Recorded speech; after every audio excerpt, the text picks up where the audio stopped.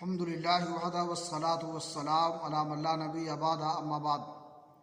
اسلامی بھائیوں، ایک مسلمان کا دوسرے مسلمان کو ایذا پہنچانا اور تکلیف پہنچانا، خواہ زبان سے ہو یا ہاتھ سے ہو یا اور کسی ذریعہ سے ہو، یہ حرام ہے۔ بلکہ کامل مسلمان وہ ہے جس کی زبان اور ہاتھ سے دوسرے مسلمان محفوظ رہیں۔ صحیح بخاری شریف کی حدیث ہے، رسول اکرم صلی اللہ علیہ وسلم نے فرمایا، المسلم من سلم المسلمون من لسانہ ویدہ والمہاجر من ہجر ما نہی اللہ عنہ، کہ مسلمان وہ ہے جس کی زبان اور ہاتھ سے دوسرے مسلمان محفوظ رہیں، اور حقیقت میں مہاجر وہ ہے جو اللہ کی منع کردہ چیزوں کو ترک کر دے اور چھوڑ دے۔